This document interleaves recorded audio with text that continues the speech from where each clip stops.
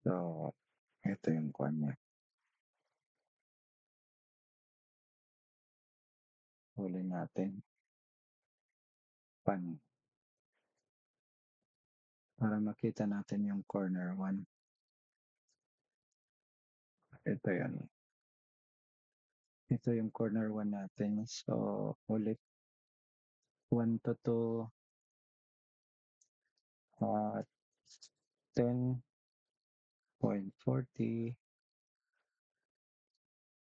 south, 45 degrees, 16 minutes west, 15 angle north, 44 degree, 44 minutes west,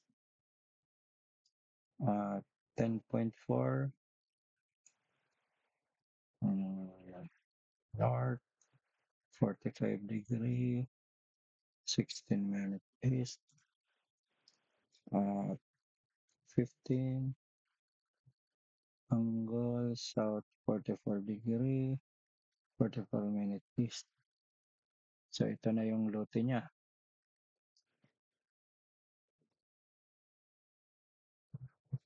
Ayan.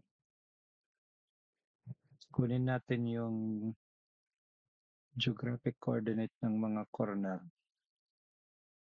Lagay natin sa 200 ang scale. Tapos ilagay natin yan.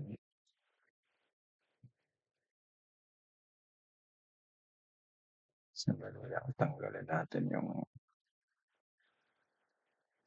natin ito. Balik tayo dito.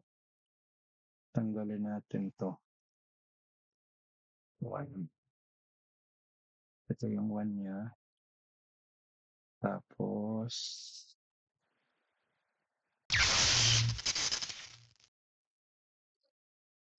yung 2 niya. Tanggalin na lang natin para wala nang number. Convert natin. Wait. 3, 4. So, delete natin to.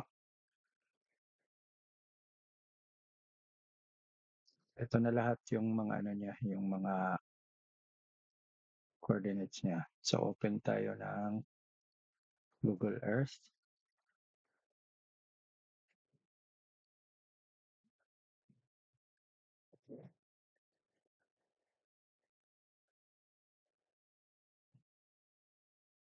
Punta tayo ng Davao.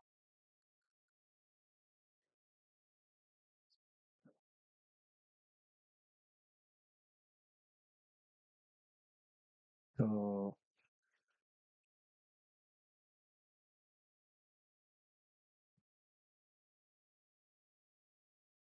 move natin to dito. So, yung corner 1 niya, lagyan natin ng corner 1, yung point niya, 659.44.94. So, dito, 659.44.94.